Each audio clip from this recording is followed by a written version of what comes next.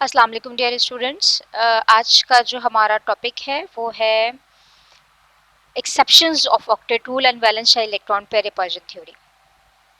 Last time भी हमने आपको जो बातें बताई थी और जो बातें हमने की थी ऑक्टेट रूल से रिलेटेड, उसमें हमने लुईस स्ट्रक्चर बनाना सीखा था और उस लुईस स्ट्रक्चर के थ्रू हमने डिफरेंट स्ट्रक्चर फाइंड आउट किए थे। लुईस स्ट्रक्चर के थ्रू हमने डिफरेंट ज्योमेट्रीज बनाई थी और ये भी देखा था कि वहाँ पर हम डबल बॉन्ड और ट्रिपल बॉन्ड के थ्रू जो है वो काम किस तरीके से कर सकते हैं, डबल बॉन्ड ट्रिपल बॉन्ड कैसे बना सकते हैं। और उसमें हमने मेन जो चीज़ सीखी थी वो यही सीखी थी कि हम हर एटम का ऑक्टेट कंप्लीट करने की कोशिश करते हैं और अगर ऑक्टेट कंप्लीट नहीं हो रहा होता तो डबल बॉन्ड या ट्रिपल बॉन्ड की तरफ जाते हैं। एक चीज़ हमने लास्ट क्लास में ये की थी। दूसरा हमने फॉर्मल चार्ज का कॉन्सेप्ट आपको दिया था कि फॉर्मल चार्ज से हम क्या क्या मालूमात हासिल कर सकते हैं कि अगर हमारे पास दो स्ट्रक्चर्स हैं और हमें ये देखना है कि कौन सा स्ट्रक्चर बेस्ट है, तो हम फॉर्मल चार्ज के थ्रू भी ये काम कर सकते हैं कि हम हर एटम के ऊपर फॉर्मल चार्ज जो है वो कैलकुलेट करें। फॉर्मल चार्ज कैसे कैलकुलेट करेंगे वो आपको हमने लास्ट लेक्चर में अच्छे से डिटेल में बताया था और कुछ एग्जाम्पल्स भी उसकी की थी। जब कभी भी हम किसी थ्योरी की बात करते हैं तो हमेशा ऐसा होता है कि वहाँ पर कुछ एक्सेप्शंस भी होती हैं। मतलब ज़ाहिर सी बात है, कोई भी चीज़ साइंस में फर्स्ट टाइम जो होती है वो परफेक्ट नहीं होती। तो जब हमने ये बात की कि ओके ऑक्टेट कंप्लीट करना है, तो कुछ मॉलिक्यूल्स ऐसे भी सामने आए जिसके अंदर हमें नज़र आ रहा था कि ओके विदाउट मतलब उनका ऑक्टेट कंप्लीट नहीं है तब भी वो जो है वो एक स्टेबल मॉलिक्यूल है, और अगर ऑक्टेट से ज़्यादा भी इलेक्ट्रॉन है तब भी वो स्टेबल मॉलिक्यूल है। तो ऑक्टेट रूल एक हद तक तो ठीक है, लेकिन उसकी भी एक्सेप्शंस जो है वो हमें मिलती हैं। ये हम आज के लेक्चर में देखेंगे। दूसरी चीज़ आज के लेक्चर में हम ये देखेंगे एक थ्योरी जो कि ल्यूइस स्ट्रक्चर से रिलेटेड ही है, और वो है valence shell electron pair repulsion theory. ठीक है, तो स्टार्ट करते हैं एक्सेप्शन ऑफ ऑक्टेट रूल से। उसमें जो सबसे पहली एग्जांपल मैं आपको दे रही हूँ वो है BF3 की। और BF3 में हम सबसे पहला काम यही करेंगे कि सबसे पहले हम total number of valence electron निकाल लेंगे BF3 के, जो कि 24 है, और उसके बाद हम स्ट्रक्चर बना देंगे। ठीक है, नहीं मैंने स्ट्रक्चर बना दिया और उसके बाद मैंने इलेक्ट्रॉन दे दिए, और इलेक्ट्रॉन को जब हमने बहुत अच्छे तरीके से जब सारे 24 इलेक्ट्रॉन्स हमने डिस्ट्रीब्यूट कर दिए तो हमने देखा कि इसका ऑक्टेट भी कंप्लीट है, इसका ऑक्टेट भी कंप्लीट है, इसका ऑक्टेट भी कंप्लीट है, लेकिन इसके पास 6 इलेक्ट्रॉन है, इसका ऑक्टेट कंप्लीट नहीं है। ठीक है, और इस तरह की एग्जांपल हम पहले भी कर चुके थे जिसमें सेंट्रल एटम का ऑक्टेट कंप्लीट नहीं होता, तो हम क्या करते हैं, हम ये करते हैं कि हम डबल बॉन्ड बना देते हैं। ठीक है, और अच्छा डबल बॉन्ड में भी हमने रेजोनेटिंग स्ट्रक्चर भी सीखा था कि अगर तीनों ही फ्लोराइड हैं तो इसका मतलब ये डबल बॉन्ड ये भी बना सकता है अपना एक पेयर देकर। ठीक है, ये भी बना सकता है अपना एक पेयर देकर, और ये भी बना सकता है अपना एक पेयर देकर। तो इसका भी ऑक्टेट कंप्लीट हो गया, इसका भी ऑक्टेट कंप्लीट हो गया, इसका भी, और इस सेंट्रल एटम का भी, सबका ऑक्टेट कंप्लीट हो गया। चलो यहाँ तक तो बात ठीक है। लेकिन जब हम इसके ऊपर फॉर्मल चार्ज कैलकुलेट करते हैं, फॉर्मल चार्ज क्या होता है अगर आपके जहन में हो तो हम बता देते हैं आपको कि फॉर्मल चार्ज होता है number of valence electron minus number of electron assign. ठीक है, अब जैसे ये फ्लोरीन है, ठीक है, इसके वैलेंस शेल में 7 इलेक्ट्रॉन होते हैं, राइट, और हमने इसको 7 ही असाइन किए, नंबर ऑफ बॉन्ड एक है और इसके अलावा 6 इलेक्ट्रॉन है, तो 6 इलेक्ट्रॉन प्लस 1 बॉन्ड 7 इलेक्ट्रॉन्स हो गए। ठीक है, और 7 ही मैंने इसको असाइन किए हैं, तो इसके ऊपर तो फॉर्मल चार्ज 0 है, इसके ऊपर भी फॉर्मल चार्ज 0 है। लेकिन अगर मैं इस फ्लोरीन की बात करूं तो इस फ्लोरीन के पास 7 इलेक्ट्रॉन है, लेकिन मैंने इसको असाइन 6 किए हैं, 2 बॉन्ड के और 4 ये इलेक्ट्रॉन्स। ठीक है, तो मैंने इसको 6 इलेक्ट्रॉन असाइन किए हैं जबकि होते इसके पास 7 है, तो इसका जो फॉर्मल चार्ज बनता है वो +1 बनता है। तीनों केसेस में जब हम रेजोनेटिंग स्ट्रक्चर बनाते हैं तो वो फ्लोरीन जो कि डबल बॉन्ड के अंदर इन्वॉल्व हो जाता है उसके ऊपर जो फॉर्मल चार्ज है वो है +1। What does it mean?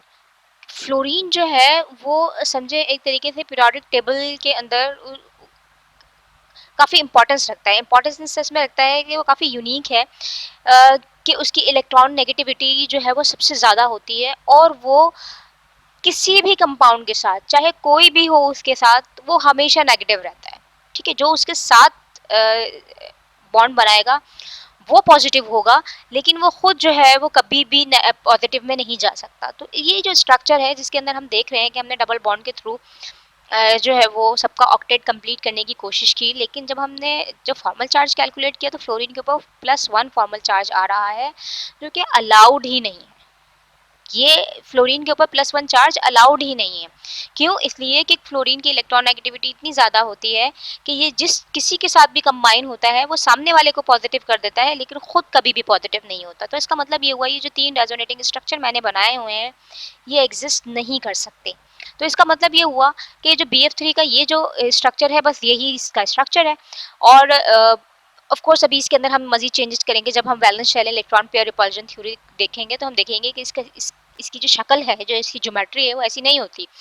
लेकिन फिलहाल के लिए कि हम ये देखें कि फ्लोरीन का जो ऑक्टेट है वो कंप्लीट है, लेकिन बोरोन का ऑक्टेट कंप्लीट नहीं है। लेकिन हम इसको कंप्लीट कर भी नहीं सकते। अगर हम करेंगे तो हम एक ऐसी सिचुएशन की तरफ जा रहे हैं जो कि एक्सेप्टेबल ही नहीं है, ठीक है।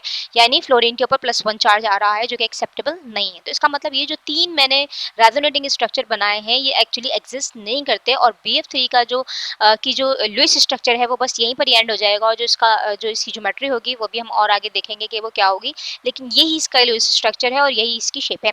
तो अब ये एक्सेप्शन हो गई ना कि ये एक बोरोन का ऑक्टेट कंप्लीट नहीं है, इसके पास 6 इलेक्ट्रॉन है, लेकिन इसके बावजूद भी ये एक स्टेबल कंपाउंड है। तो हमने ये एक्सेप्शन पढ़ी BF3 के अंदर कि इसमें B का ऑक्टेट कंप्लीट नहीं है, लेकिन ये एक स्टेबल मॉलिक्यूल है।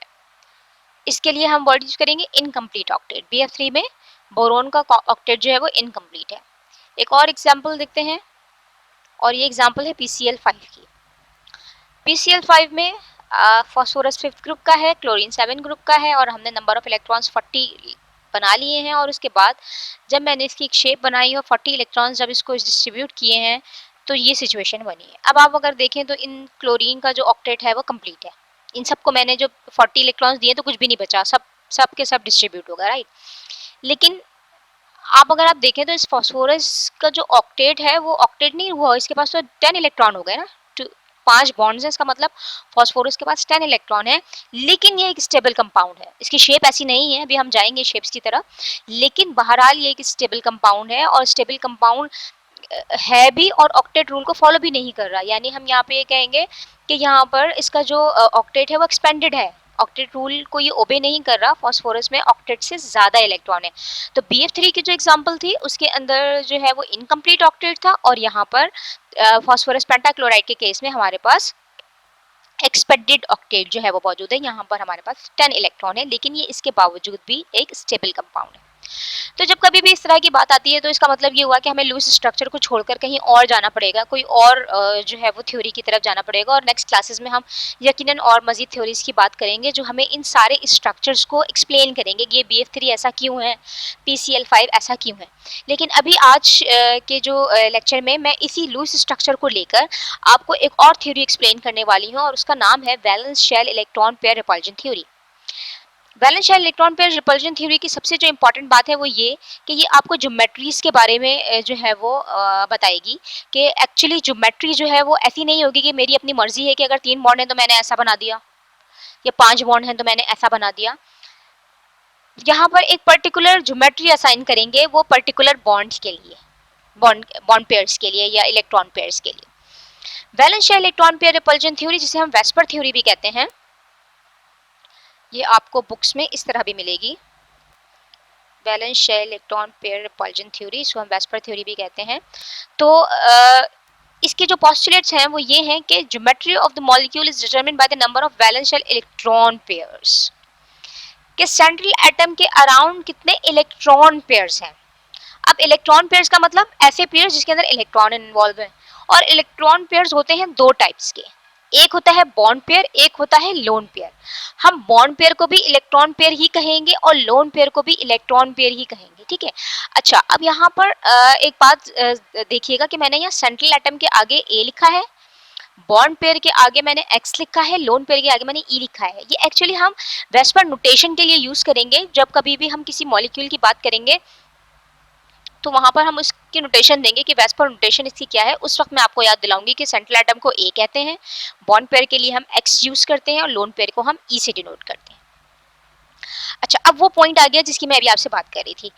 मैंने अभी आपसे कहा कि मेरी मर्जी नहीं है कि इतने इलेक्ट्रॉन पेयर्स हैं तो मैं इनको जिस तरह मर्जी आया जो है वो अरेंज कर लूँ। उन्होंने कहा नहीं, ये जो इलेक्ट्रॉन पेयर्स हैं ये अपने आप को इस तरह अरेंज करेंगे स्पेस में कि एक दूसरे से कम रिपल्जन हो। जाहिर सी बात है, इलेक्ट्रॉन पेयर्स हैं, इलेक्ट्रॉन पेयर्स का मतलब है कि इन सब के ऊपर नेगेटिव चार्ज है, ठीक है ना। ये जितने भी बॉन्ड्स हैं या जितने भी लोन पेयर्स हैं, इन सब के ऊपर नेगेटिव चार्ज है। तो ये अपने आप को इस तरीके से रिपेल करेंगे कि कम से कम रिपल्जन रहे, कम मिनिमम रिपल्जन के ऊपर ये अपने आप को सेट करेंगे, ठीक है। अच्छा, अब रिपल्जन भी कितने किस्म की होगी? अगर दो बॉन्ड पेयर्स हैं तो उनकी जो रिपल्जन है वो सबसे कम होगी। अगर एक बॉन्ड पेयर है और एक लोन पेयर है तो उनकी रिपल्जन इससे थोड़ी सी ज्यादा होगी, और अगर दो लोन पेयर के दरमियान रिपल्जन है वो सबसे ज्यादा होगी, ठीक है ना। तो अब हम जब एग्जांपल्स देखेंगे तो आपको पता लगेगा कि एक्चुअली हम इसको किस तरीके से इनकॉर्पोरेट करेंगे इन सारे पोस्टुलेट को। तो जहन में रखने वाली क्या बातें हैं? सबसे इंपॉर्टेंट बात है कि आपको ये पता लगे कि टोटल इलेक्ट्रॉन पेयर्स कितने हैं, ठीक है। इलेक्ट्रॉन पेयर्स में दोनों पेयर्स आएंगे, बॉन्ड पेयर भी आएगा, लोन पेयर भी आएगा।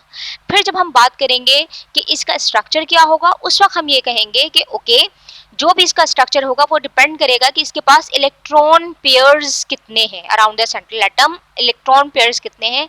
जितने भी इलेक्ट्रॉन पेयर्स हैं वो अपने आप को इस तरीके से अरेंज करेंगे कि मिनिमम रिपल्शन। आपको जो नेक्स्ट दिखाऊंगी वो एक चार्ट होगा जिसके अंदर हम डिफरेंट इलेक्ट्रॉन ग्रुप्स की बात करेंगे और हम आपको बताएंगे कि उसके लिए क्या सुटेबल ज्योमेट्री है। ओके, तो ये है वो चार्ट जिसकी हम बात कर रहे थे। इलेक्ट्रॉन ग्रुप्स का मतलब ये है कि इसमें कितने पेयर्स हैं इलेक्ट्रॉन के जो इन्वॉल्व हैं, ठीक है। अब ये बॉन्ड पेयर भी हो सकते हैं, लोन पेयर भी हो सकते हैं, दोनों का सम भी हो सकता है, ठीक है ना। अगर दो इलेक्ट्रॉन ग्रुप है, चाहे बॉन्ड पेयर हो चाहे लोन पेयर हो, अभी मैं इसकी बहस में नहीं जा रहे, हम अभी सिर्फ इलेक्ट्रॉन ग्रुप्स की बात कर रहे हैं। अगर दो इलेक्ट्रॉन ग्रुप है तो ज्योमेट्री लीनियर होगी। लीनियर का मतलब ये है कि एक दूसरे के एग्जैक्टली ऑपोजिट 180 डिग्री। ये सारी एग्जांपल्स मैं इंशाल्लाह नेक्स्ट लेक्चर में आपको जो है वो डिस्कस करूंगी। अभी हम सिर्फ इसको सुपरफिशियली थोड़ा सा लेकर चल रहे हैं ताकि आपको थोड़ा जहन में आ जाए कि अगर तीन इलेक्ट्रॉन ग्रुप है तो वो किस शेप में होगा, ट्राइगोनल प्लेन, यानी 120 के एंगल होगा हर एक के दरमियान। ये मोस्ट सुटेबल स्ट्रक्चर है, ठीक है ना। मोस्ट सुटेबल इस सेंस में कि अगर तीन इलेक्ट्रॉन ग्रुप हों और वो एक दूसरे से 120 के एंगल पर अरेंज होंगे तो इसका मतलब ये है कि उनके दरमियान मिनिमम रिपल्जन होगी। अच्छा, अब अगर फोर इलेक्ट्रॉन पेयर्स हैं तो यकीनन सबसे पहले जो हम बात करेंगे, हम बना देते हैं जैसे एक स्क्वायर सा बना देते हैं ना। चार इलेक्ट्रॉन पेयर में हम एक स्क्वायर बना देते हैं कि ओके चार बॉन्ड है तो हमने बना लिया। लेकिन अगर हम स्क्वायर बनाएंगे तो देखेंगे कि 90 का एंगल बन रहा है, जबकि टेट्राहेड्रल जो है उसके दरमियान जो एंगल होता है वो 109 का होता है। इसका मतलब ये हुआ कि अगर मैं स्क्वायर शेप बनाऊं उसकी तो वो इतनी ज्यादा स्टेबल नहीं होगी एज कम्पेयर टू टेट्राहेड्रल जिसके अंदर जो है वो एंगल 90 के बजाय 109 का है। अब अगर एंगल 109 का है इसका मतलब ज्यादा दूर है वो एक दूसरे से, है ना। तो इसका मतलब ये होगा ये मोस्ट सुटेबल ज्योमेट्री है। तो मैंने आपको यहाँ 4 electron group, 5 electron group, 6 electron group के लिए ये ज्योमेट्रीज बताई हैं कि ये ट्राइगोनल बाइपिरामिड है। अच्छा, अब आप देखिएगा, ये जो 3 इलेक्ट्रॉन ग्रुप का है ये है ट्राइगोनल प्लेन दैट इज 120। तो इसका मतलब ये हुआ कि जो मैंने BF3 की आपको एग्जांपल दी थी, ये BF3 इस तरह नहीं बनना चाहिए, इसको ऐसा बनना चाहिए कि इस B के को सेंटर में लिखा हुआ हो मैंने और एक F यहाँ हो और बाकी दोनों F एक दूसरे से 120 के एंगल पर हो, इट्स लाइक अ ट्रायंगल, ठीक है। इस तरीके से PCl5 के केस में यहाँ पर लिखा हुआ है कि अगर 5 इलेक्ट्रॉन ग्रुप होंगे तो ये होगा ट्राइगोनल बाइपिरामिड। इसकी स्ट्रक्चर कैसा होता है मैं आपको नेक्स्ट क्लास में बताऊंगी, लेकिन ट्राइगोनल बाइपिरामिड का मतलब ये होता है कि तीन जो है वो प्लेन के अंदर हैं और तीन बॉन्ड्स जो है वो प्लेन के अंदर हैं और एक बॉन्ड अबव द प्लेन है और एक बॉन्ड बिलो द प्लेन है। तो ये जो मैंने PCl5 का स्ट्रक्चर यहाँ बनाया है एक्चुअली ये ऐसा नहीं होगा, ठीक है। ये ऐसा नहीं होगा, ये वैसा होगा जिसकी हम अभी बात कर रहे हैं, दैट इज ट्राइगोनल बाइपिरामिड। और अगर ऑक्टाहेड्रल है तो ये 90 के एंगल पर जो है वो नजर आएंगे हमें अगर 6 इलेक्ट्रॉन ग्रुप्स है तो ये जो चार्ट है ये हमें ये बता रहा है कि अगर हमारे पास 2 electron groups, 3 electron groups, 4, 5, 6 electron groups अगर मौजूद हैं तो पॉसिबल ज्योमेट्री क्या हो सकती है, एक ऐसी ज्योमेट्री जो कि हमारे लिए मोस्ट सुटेबल हो जहां पर मिनिमम रिपल्शन, ठीक है। आज की क्लास में मैं आपको सिर्फ और सिर्फ 4 इलेक्ट्रॉन ग्रुप की ज्योमेट्री के बारे में बताऊंगी, दैट इज टेट्राहेड्रल, ठीक है। हम इसकी आज बात करेंगे थोड़ी डिटेल में और बाकियों को हम इंशाल्लाह नेक्स्ट क्लास में डिस्कस करेंगे। सबसे पहली एग्जांपल जो है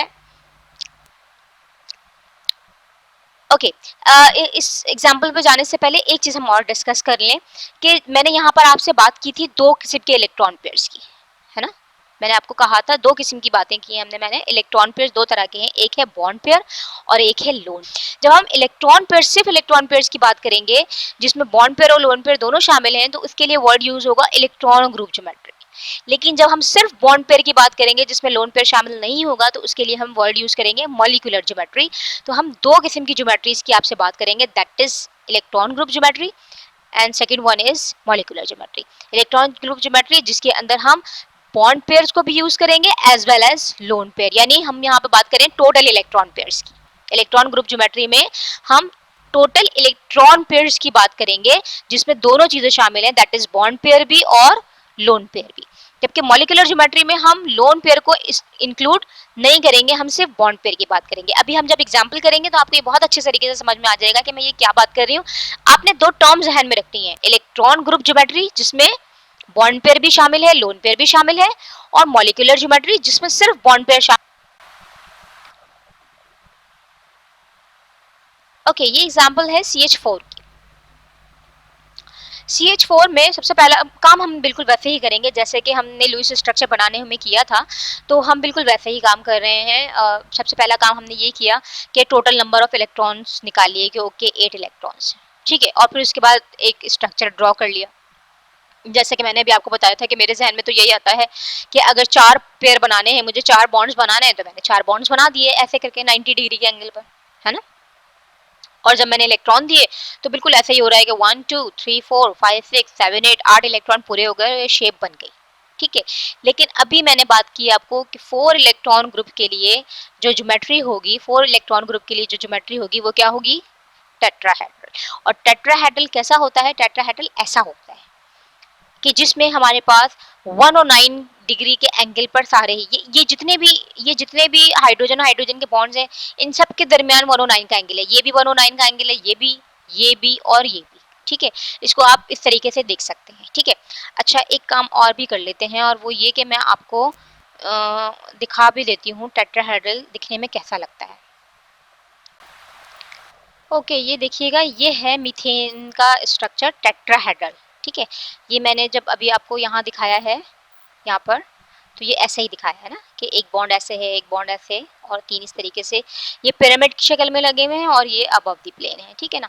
तो अगर आप देखें तो ये भी बिल्कुल ऐसा ही है। अच्छा, अब मैं इसको आपको मूव करके दिखाऊंगी ताकि आपको पता लगे कि ये इधर टेट्राहेड्रल जो मैं आपसे कह रही हूँ कि हर बॉन्ड के दरमियान 109 का एंगल है, तो ये देखिए इसके दरमियान भी 109 का एंगल है, यहाँ से यहाँ के दरमियान भी 109 का एंगल है। और ये मज़ेदार बात ये है कि ये हर तरफ से देखें टेट्राहेड्रल है, यहाँ से पकड़ूं या यहाँ से देखूं, ये एक बहुत परफेक्ट शेप है, ठीक है ना। ये बहुत परफेक्ट शेप है, इसके दरमियान भी 109 का एंगल है, इसके दरमियान भी 109 का एंगल है। यहाँ आपको शायद इतना अच्छा समझ नहीं आ रहा हो कि आप कहेंगे कि ओके ये तो 109 का लग रहा है, ये तो बहुत ज़्यादा लग रहा है, ठीक है ना। लेकिन 3D में अगर आप देखें तो आपको ये समझ में आएगा कि ये सब जो है वो एक जैसे एंगल हैं, ये सब टेट्राहेड्रल में सब के सब जो है वो एक जैसे एंगल है, दैट इज 109 डिग्री, ठीक है। तो ये टेट्राहेड्रल का एक्चुअल स्ट्रक्चर है जिसमें एक ऐसे पिरामिड बना हुआ होता है, और बाकी जो है वो ये 3 जो है ये पिरामिड के अंदर है, और ये ऐसे प्लेन के अंदर है, और ये सबके साथ ऐसा ही है। यानी आप ज़रूरी नहीं है कि जो है वो यही वाला ऊपर की तरफ हो, अगर आप इसको भी ऊपर लेके जाएंगे, किसी भी तरीके से लेके जाएंगे, तो ऐसा होगा कि 3 जो है वो पिरामिड की शक्ल में होंगे और एक ऊपर होगा। This is tetrahedral, right. Okay, वापस आते हैं। तो टेट्राहेड्रल की शेप हमने देख ली कि टेट्राहेड्रल दिखने में कैसा होता है, वो ऐसा होता है, राइट। अच्छा, अब हम जब ये स्ट्रक्चर ड्रॉ करेंगे तो अब जो हमने लुईस स्ट्रक्चर बनाते थे वो उसके हिसाब से तो सही है, लेकिन अगर मैं आपसे कहूँ कि आप इसकी वेस्पर निकालें, वेस्पर के साथ काम करना है आपने, तो वेस्पर के साथ आप देखें आपने क्या क्या काम करना है। ये जो मैंने यहाँ पर अलग से एक चार्ट सा बनाया हुआ है, आप ज़रा इसको ज़रा गौर से देखिए कि इसमें है क्या क्या चीज़ें। इसमें सबसे पहली चीज़ है नंबर ऑफ इलेक्ट्रॉन पेयर्स, ठीक है। इलेक्ट्रॉन पेयर्स में दोनों चीजें आती हैं, फिर जहन में रखिएगा, बॉन्ड पेयर भी लोन पेयर भी। ये जो पर्टिकुलर केस है इसमें लोन पेयर है ही नहीं, ठीक है ना। अच्छा, नंबर ऑफ इलेक्ट्रॉन पेयर्स 4 जब कभी भी होंगे शेप क्या होगी, टेट्राहेड्रल होगी। अभी हमने चार्ट में देखा था, ये रहा, इलेक्ट्रॉन पेयर्स जितने भी हैं 4 हैं तो टेट्राहेड्रल ज्योमेट्री होगी, ठीक है ना। तो हमारे चार्ट के जो पहले 2 चीजें तो वो तो हो गई। नंबर ऑफ इलेक्ट्रॉन पेयर्स कितने हैं, 1 2 3 4, तो मैंने कह दिया ओके 4 है, और इलेक्ट्रॉन ग्रुप ज्योमेट्री लाजमी सी बात है टेट्राहेड्रल होगी। उसके बाद मुझे ये लाजमी देखना है कि अब ये जो इलेक्ट्रॉन पेयर है इसमें से बॉन्ड पेयर कितने हैं, लोन पेयर कितने हैं, क्योंकि मुझे पता है इलेक्ट्रॉन ग्रुप में तो दोनों चीजें आती हैं, ठीक है ना। अभी जो हमने बात की थी इलेक्ट्रॉन ग्रुप में हमें ये देखना होता है कि बॉन्ड पेयर कितने हैं, लोन पेयर कितने हैं। तो अब बॉन्ड पेयर में जो है वो हम देख रहे हैं, इस पूरे में देखेंगे कि हमारे पास सारे के सारे बॉन्ड पेयर ही हैं, लोन पेयर कोई भी नहीं है। अच्छा, जब ये दोनों बातें हो गई कि बॉन्ड पेयर 4 हैं और लोन पेयर 0 है, तो अब यहाँ पर आपको मैं दो बातें बताऊं जो भी मैंने पिछली स्लाइड में आपको बताई थी, और वो थी electron group geometry and molecular geometry. Electron group geometry depend करती है टोटल इलेक्ट्रॉन पेयर्स पे, बॉन्ड पेयर भी और लोन पेयर भी, दोनों को मिलाकर, यानी इलेक्ट्रॉन पेयर्स। यहाँ पे मैं लिख देती हूँ, दैट इज इलेक्ट्रॉन पेयर्स, यानी टोटल इलेक्ट्रॉन पेयर्स कितने हैं, ठीक है। अच्छा, अब यहाँ पर टोटल इलेक्ट्रॉन पेयर 4 हैं, तो 4 हैं तो इलेक्ट्रॉन ग्रुप ज्योमेट्री हमेशा क्या होगी, टेट्राहेड्रल होगी, ठीक है। लेकिन अगर लोन पेयर कम या ज्यादा होते हैं, यानी अगर इन इलेक्ट्रॉन पेयर में लोन पेयर भी शामिल है, तो मॉलिक्यूलर ज्योमेट्री डिफरेंट होगी। लेकिन क्योंकि यहाँ पर कोई भी लोन पेयर इन्वॉल्व ही नहीं है, सारे के सारे बॉन्ड पेयर हैं, तो इस केस में जो इलेक्ट्रॉन ग्रुप ज्योमेट्री है वही मॉलिक्यूलर ज्योमेट्री है, दैट इज टेट्राहेड्रल, ठीक है। इसलिए कि इसमें तो कोई भी लोन पेयर नहीं है। हमने बात की थी कि जो मॉलिक्यूलर ज्योमेट्री होती है उसमें हम लोन पेयर को इन्वॉल्व नहीं करेंगे, तो लोन पेयर तो है ही नहीं, ठीक है। तो जब लोन पेयर नहीं है तो जो इलेक्ट्रॉन ग्रुप ज्योमेट्री है वही मॉलिक्यूलर ज्योमेट्री है। एक बात तो ये क्लियर कीजिए। तो अब दोबारा से चलते हैं, नंबर ऑफ इलेक्ट्रॉन पेयर्स 4, जब 4 इलेक्ट्रॉन पेयर हैं तो ज्योमेट्री हो गई टेट्राहेड्रल। दो बातें ये हो गई। अब मुझे देखना है इलेक्ट्रॉन पेयर में से बॉन्ड पेयर कितने, लोन पेयर कितने। तो हमने कहा बॉन्ड पेयर 4 हैं, लोन पेयर 0 है। अब यहाँ पर भी थोड़ा सा रुकते हैं और हम एक चीज ये भी देखते हैं कि ये मैंने क्या लिखा है, वेस्पर नोटेशन। पिछली स्लाइड में मैंने आपको बताया था कि जो सेंट्रल एटम है मैं उसको ए से डिनोट करूंगी, ठीक है। यहाँ पर मैंने आपको बताया था जो सेंट्रल एटम है मैं उसको ए से डिनोट करूंगी, जो बॉन्ड पेयर है उसको एक्स से, और लोन पेयर को मैं रिप्रेजेंट करूंगी ई से, ठीक है। यही काम किया है मैंने यहाँ पर कि मैंने यहाँ पर सेंट्रल एटम को कहा ए। अब मैंने नहीं, मुझे नहीं पता कार्बन है या व्हाटएवर जो भी है, मैंने इसको कहा ए। और बॉन्ड पेयर्स कितने हैं, 4। और क्योंकि लोन पेयर कोई भी नहीं है इसलिए मैंने ई लिखा ही नहीं, क्योंकि ई 0 लिखना बेकार की बात है, तो इसलिए मैंने ई लिखा ही नहीं है, ठीक है। तो इस वक्त जो इसकी वेस्पर नोटेशन है वो है AX4, यानी CH4 की अगर मैं बात करूंगी तो इसकी वेस्पर नोटेशन है AX4। ओके, नेक्स्ट एग्जांपल की तरफ चलते हैं, और नेक्स्ट एग्जांपल है अमोनिया। अमोनिया में नाइट्रोजन और हाइड्रोजन की टोटल 8 इलेक्ट्रॉन्स हैं, वो बिल्कुल हमने उसी तरीके से कैलकुलेट किया, और उसके बाद मैंने इस 8 इलेक्ट्रॉन को डिस्ट्रीब्यूट किया बिल्कुल वैसे ही जैसे हम स्ट्रक्चर बनाते हुए डिस्ट्रीब्यूट करते हैं। क्योंकि यहाँ 3 बॉन्ड्स हैं, NH3 है, 3 बॉन्ड्स हैं, तो मैंने यहाँ 3 बॉन्ड बना दिए जिस तरह मेरी मर्जी हुई, ठीक है। और फिर उसके बाद मैंने जब इलेक्ट्रॉन डिस्ट्रीब्यूट किए तो पता लगा 1 2 3 4 5 6 तो एटम में चले गए, 2 बच रहे हैं, तो 2 मैंने कहाँ रख दिए, सेंट्रल एटम को दे दिए। यही तरीका था हमारा कि हम पहले बॉन्ड को देते हैं और फिर उसके बाद सेंट्रल एटम को दे देते हैं। तो टोटल 8 इलेक्ट्रॉन मैंने इस तरीके से डिस्ट्रीब्यूट कर दिए। अब जरा देखें इसके अंदर इलेक्ट्रॉन पेयर्स कितने हैं। इलेक्ट्रॉन पेयर इसके अंदर है 1 2 3 4, यानी ये 3 जो है वो पेयर बॉन्ड में इन्वॉल्व है और एक लोन पेयर है। तो actually number of electron pair इसके 4 ही हैं, ठीक है ना। हम इसको ये नहीं कहेंगे कि इसके अंदर 3 है, ये चौथा भी है, जो लोन पेयर है वो भी इलेक्ट्रॉन पेयर में ही शामिल है। तो total number of electron pair कितने हुए, 4। और हमने आपको बताया जब कभी भी इलेक्ट्रॉन पेयर 4 होंगे तो इलेक्ट्रॉन ग्रुप ज्योमेट्री हमेशा क्या होगी, टेट्राहेड्रल, ठीक है। इलेक्ट्रॉन ग्रुप ज्योमेट्री हमेशा क्या होगी, टेट्राहेड्रल, अगर इलेक्ट्रॉन पेयर 4 है तो। लेकिन अब यहाँ पर पीछे की निस्बत थोड़ा सा डिफरेंट है, क्योंकि अब इसके अंदर बॉन्ड पेयर 3 है और एक लोन पेयर भी है, ठीक है। ये जो 4 इलेक्ट्रॉन पेयर्स हैं जिसमें बॉन्ड पेयर और लोन पेयर दोनों को मिलाकर बनेंगे इलेक्ट्रॉन पेयर, तो इन 4 इलेक्ट्रॉन पेयर में से 3 बॉन्ड पेयर हैं और एक लोन पेयर है। तो इसकी जो वेस्पर नोटेशन बनेगी वो क्या बनेगी, ए सेंट्रल एटम को डिनोट कर रहा है, एक्स जो है वो रिप्रेजेंट कर रहा है बॉन्ड पेयर को, और ई किसके लिए है, लोन पेयर के लिए। तो जरा देखिएगा, ए बॉन्ड पेयर के लिए 3 x3, और लोन पेयर क्योंकि एक है ई, AX3E। AX3E अगर कहीं भी लिखा हुआ है तो इसका मतलब यही है कि इसके अंदर एक सेंट्रल एटम है, 3 बॉन्ड पेयर है, एक लोन पेयर है, और क्योंकि इसमें टोटल 4 इलेक्ट्रॉन पेयर है इसलिए इसकी ज्योमेट्री क्या होगी, टेट्राहेड्रल होगी। कौन सी ज्योमेट्री, इलेक्ट्रॉन ग्रुप ज्योमेट्री। अब क्योंकि यहाँ पर लोन पेयर इन्वॉल्व हो गया है इसलिए इसकी मॉलिक्यूलर ज्योमेट्री डिफरेंट होगी, और हमने आपको शुरू में बता दिया था कि मॉलिक्यूलर ज्योमेट्री में हम लोन पेयर को इन्वॉल्व नहीं करते, लोन पेयर को इन्वॉल्व नहीं करेंगे। अच्छा, अब पहले ना इसको देख लीजिए कि जब मैंने इसके अंदर 8 इलेक्ट्रॉन को डिस्ट्रीब्यूट किया तो मैंने अपनी मर्जी से शक्ल बना दी। लेकिन जैसे ही मुझे पता लगा कि यहाँ पर 4 इलेक्ट्रॉन पेयर हैं तो मैंने अपने स्ट्रक्चर को चेंज किया इसमें, क्योंकि मुझे पता है कि जब 4 इलेक्ट्रॉन पेयर हैं तो ये इस शेप में नहीं होगा, ये टेट्राहेड्रल होगा। तो मैंने टेट्राहेड्रल बना दिया। लेकिन अब इस टेट्राहेड्रल के अंदर 3 तो बॉन्ड्स हैं हाइड्रोजन के साथ, लेकिन एक जो है वो लोन पेयर है, एक लोन पेयर है। और ये जो लोन पेयर है ये हमारी मॉलिक्यूलर ज्योमेट्री में शामिल नहीं होगा। अब आप ये समझिए कि ये है इलेक्ट्रॉन ग्रुप ज्योमेट्री और ये है मॉलिक्यूलर ज्योमेट्री जिसके अंदर मैंने लोन पेयर को इन्वॉल्व नहीं किया हुआ। अब ये शक्ल देखें कैसी है, जिसमें मैंने लोन पेयर को इन्वॉल्व किया हुआ है, बॉन्ड पेयर भी है और लोन पेयर भी है। तो ये जो शक्ल है वो क्या है, टेट्राहेड्रल है, इलेक्ट्रॉन ग्रुप ज्योमेट्री टेट्राहेड्रल है। लेकिन मैंने आपको बताया था कि मॉलिक्यूलर ज्योमेट्री में हम लोन पेयर को इन्वॉल्व नहीं करते। जब लोन पेयर को इन्वॉल्व नहीं करेंगे तो क्या बन रही है geometry, it is trigonal pyramid. ठीक है, ट्रायगोनल पिरामिड। पिरामिड का मतलब ये है कि अब इसके अंदर सिर्फ जो है वो एक पिरामिड रह गया है, इसकी जगह पर जो है वो एक सिर्फ लोन पेयर है और ये एक पिरामिड की शक्ल में, जो मैंने अभी आपको यहाँ बताया था। एग्जाम्पल देख लेते हैं हम यहाँ पर अमोनिया की, ये आ गया, ये है अमोनिया। ठीक है, ट्रायगोनल पिरामिड। अगर आप देखें इसको तो ये ऐसे जमीन में जब रखा हुआ है तो ये बिल्कुल प्लेन में नहीं है, है ना, इसके दरमियान एक एंगल है, ये प्लेन में नहीं है, ये देखें प्लेन से हटा हुआ है, ये ऊपर हुआ हुआ है।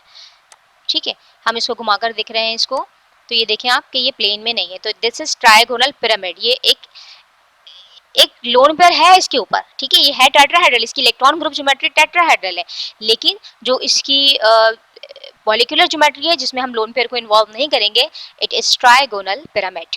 ठीक है, अच्छा, तो अब ट्रायगोनल पिरामिड ज्योमेट्री हो गई है और इसकी जो नोटेशन है वो है AX3E।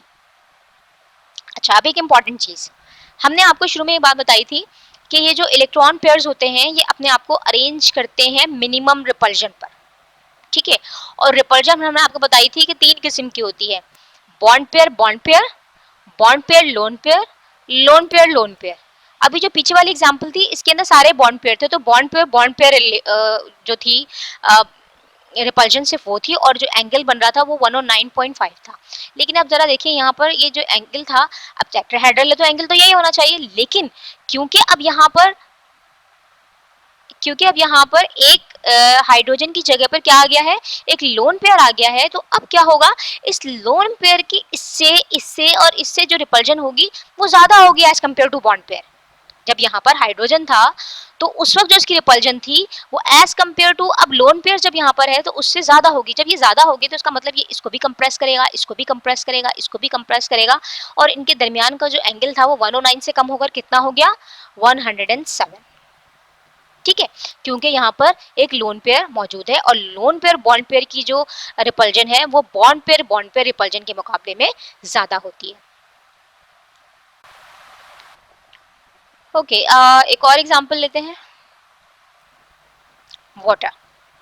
वाटर के अंदर हमने टोटल बैलेंस इलेक्ट्रॉन कैलकुलेट किए, वो बने 8। अब 8 इलेक्ट्रॉन है और मुझे 2 बॉन्ड बनाने हैं। ऑक्सीजन को जाहिर सी बात है बीच में रखा है और हाइड्रोजन के बारे में हमें पता है कि वो हमेशा साइड एटम हो सकता है, सेंट्रल एटम कभी नहीं हो सकता, तो हमने ऐसे साइड एटम रखकर और इलेक्ट्रॉन की डिस्ट्रीब्यूशन की। जब 8 इलेक्ट्रॉन की डिस्ट्रीब्यूशन की तो बना 1 2 3 4। 4 इलेक्ट्रॉन डिस्ट्रीब्यूट हो गए तो इसका मतलब मुझे 4 इलेक्ट्रॉन इस सेंट्रल एटम को देने पड़ेंगे। ठीक है, तो जब तक 2 बॉन्ड्स की बात थी तब तक तो मैंने ये स्ट्रक्चर बनाया, लेकिन जब मुझे पता लगा कि इसमें 4 इलेक्ट्रॉन पेयर हैं तो मैंने ये कहा कि ओके 4 इलेक्ट्रॉन पेयर हैं जिसमें से 2 बॉन्ड पेयर हैं और 2 लोन पेयर हैं, तो इसकी इलेक्ट्रॉन ग्रुप ज्योमेट्री तो टेट्राहेड्रल ही होगी, तो मैंने इसको फिर टेट्राहेड्रल बना दिया। ठीक है, अब टेट्राहेड्रल जब बनाया तो अब क्या हुआ कि इसमें 2 पेयर्स आ गए कि एक इलेक्ट्रॉन पेयर है, दूसरा इलेक्ट्रॉन पेयर सॉरी एक लोन पेयर है, दूसरा भी लोन पेयर है। अब जब मैं इसका चार्ट बनाऊंगी तो अब जरा देखिए कि इसकी ज्योमेट्री किस तरीके से बनेगी और इसकी मॉलिक्यूलर ज्योमेट्री में क्या चेंज आएगा। सबसे पहली बात, नंबर ऑफ इलेक्ट्रॉन पेयर 4 ही है इधर भी। ठीक है, फर्क क्या है, 2 बॉन्ड पेयर है, 2 लोन पेयर है। तो अगर इलेक्ट्रॉन पेयर 4 है तो इलेक्ट्रॉन ग्रुप ज्योमेट्री तो हमेशा ही क्या रहेगी, टेट्राहेड्रल रहेगी। लेकिन क्योंकि 2 बॉन्ड पेयर है, 2 लोन पेयर है, तो अब इसकी वेस्पर नोटेशन क्या हो गई, AX2E2। ठीक है ना, ये बात बहुत क्लियर होगी कि ए का मतलब सेंट्रल एटम, एक्स का मतलब बॉन्ड पेयर, ई का मतलब लोन पेयर, AX2E2। और जब ये दोनों लोन पेयर को मैं इसमें ज्योमेट्री में इन्वॉल्व नहीं करूंगी तो अब ये जो दिखने में वाटर मॉलिक्यूल दिखेगा वो कुछ ऐसा दिखेगा, दैट इज एंगुलर। इसको हम देख लेते हैं वाटर को भी।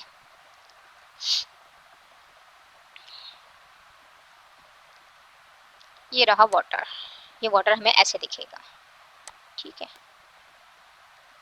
अच्छा, यहाँ पर इसमें भी एक एक पेयर यहाँ होगा, एक पेयर यहाँ होगा, वैसे ये टेट्राहेड्रल है, लेकिन क्योंकि इसकी मॉलिक्यूलर ज्योमेट्री में हम लोन पेयर को इन्वॉल्व नहीं करते, इसलिए हम ये कह रहे हैं कि ओके जो इसकी मॉलिक्यूलर ज्योमेट्री है वो है एंगुलर। इसके लिए बेंट शेप भी यूज किया जाता है कि बेंट शेप है क्या, इसको हम एंगुलर भी कहते हैं, ठीक है।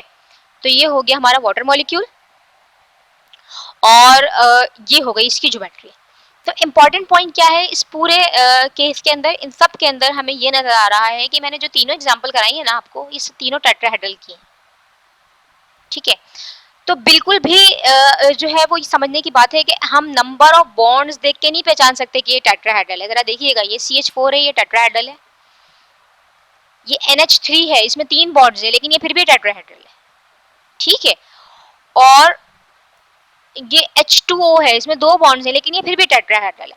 तो एक्चुअली मैं नंबर ऑफ बॉन्ड्स देख के नहीं पता लगा सकती कि इसकी ज्योमेट्री क्या होगी। इसके लिए मुझे पूरी कैलकुलेशंस करनी पड़ेंगी, मुझे देखना पड़ेगा कि इसमें कितने इलेक्ट्रॉन पेयर्स हैं, उन इलेक्ट्रॉन पेयर्स में से बॉन्ड पेयर कितने हैं, लोन पेयर कितने हैं, वो डिसाइड करेंगे कि इसकी मॉलिक्यूलर ज्योमेट्री क्या होगी, ठीक है ना। जब हम इलेक्ट्रॉन पेयर्स को जब डिस्ट्रीब्यूट करेंगे और देखेंगे कि कितने बॉन्ड पेयर हैं और कितने लोन पेयर हैं, उसके बाद हम डिसाइड करेंगे कि एक्चुअली इसकी मॉलिक्यूलर ज्योमेट्री क्या होगी। और फिर रिपीट करती हूँ कि मॉलिक्यूलर ज्योमेट्री में हम लोन पेयर को इंक्लूड नहीं करते, जबकि इलेक्ट्रॉन पेयर में, इलेक्ट्रॉन ग्रुप ज्योमेट्री के अंदर हमें बॉन्ड पेयर भी लेते हैं और लोन पेयर भी लेते हैं। क्योंकि हम बॉन्ड पेयर और लोन पेयर दोनों लेते हैं इलेक्ट्रॉन ग्रुप ज्योमेट्री में, तो इन तीनों केसेस के अंदर इलेक्ट्रॉन ग्रुप 4 ही हैं। इधर भी 4 हैं, 2 बॉन्ड पेयर 2 लोन पेयर, ठीक है। इधर भी 4 हैं, 3 बॉन्ड पेयर 1 लोन पेयर, और इधर भी 4 हैं कि चारों ही के चारों बॉन्ड पेयर। तो इलेक्ट्रॉन ग्रुप ज्योमेट्री तीनों में ही टेट्राहेड्रल है, लेकिन जो मॉलिक्यूलर ज्योमेट्री है वो इस केस में टेट्राहेड्रल है जब लोन पेयर इन्वॉल्व नहीं है।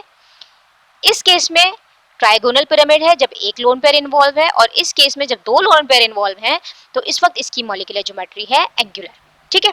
तो आई होप कि आपको ये चीजें क्लियर हो गई होंगी। ये थी हमारी वेस्पर की आज की इंट्रोडक्टरी क्लास। नेक्स्ट लेक्चर में हम बाकी के भी जो मॉलिक्यूल्स हैं उनको भी डिटेल में डिस्कस करेंगे। इसी तरीके से हम उनके इलेक्ट्रॉन पेयर्स निकालेंगे, हम देखेंगे कितने बॉन्ड पेयर हैं, कितने लोन पेयर हैं, और उसके बाद हम उनकी ज्योमेट्रीज भी मालूम करेंगे। तो आज के लेक्चर में आप जो इंपॉर्टेंट चीज जो आपके सीखने की है वो ये कि लुईस स्ट्रक्चर तो आपको सबको बनाना आता है, बस लुईस स्ट्रक्चर में जब आप इलेक्ट्रॉन्स की डिस्ट्रीब्यूशन कर दें तो बस आपने ये देखना है कि टोटल इलेक्ट्रॉन पेयर्स कितने हैं, तो वो आपको बताएंगे कि आपकी इलेक्ट्रॉन ग्रुप ज्योमेट्री क्या होगी, और उन टोटल इलेक्ट्रॉन पेयर्स में से बॉन्ड पेयर कितने हैं, लोन पेयर कितने हैं, वो आपको बताएगा कि उसकी मॉलिक्यूलर ज्योमेट्री क्या होगी, ठीक है।